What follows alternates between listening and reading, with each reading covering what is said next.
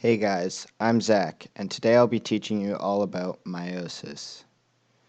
Meiosis is a cellular process that creates gametes or sex cells and causes us to have variation in our traits.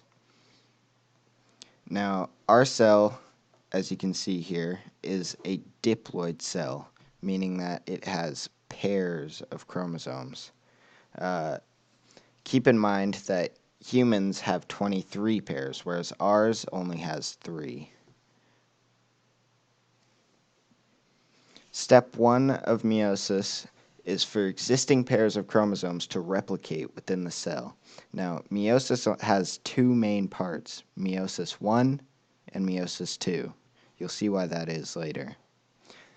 Step 2 of meiosis is where the cells line up down the equator or middle of the cell, as you can see here.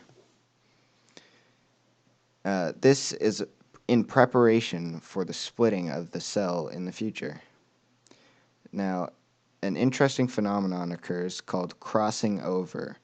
When condensing in the middle of the cell, chromosomes often swap genes, as you can see here. The change in colors is from a complete switch of their DNA where they were crossing, hence the name crossing over.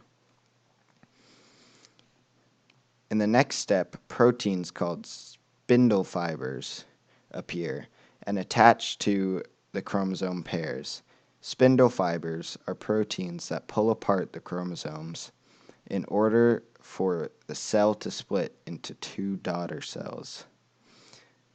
The final step of meiosis 1 is for the cell to divide, creating two daughter cells. Each one is not completely completely identical to the original cell. Now, this is the end of meiosis 1. In meiosis 2, essentially the same exact process goes on, except for the duplication of these pairs of chromosomes. This means that the final result of these gametes is haploid cells, cells without pairs of chromosomes.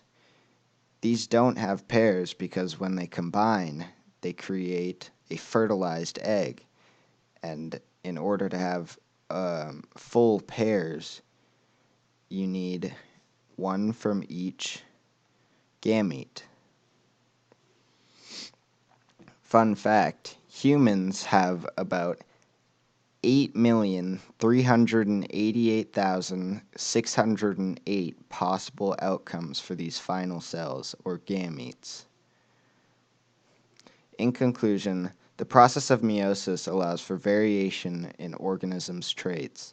The reason we aren't identical to our siblings, unless you're a twin, is because meiosis creates such a wide variety of trait combinations in our parents' cells. And adding to that, the process of crossing over creates a whole new level of variation. Thanks for watching, guys.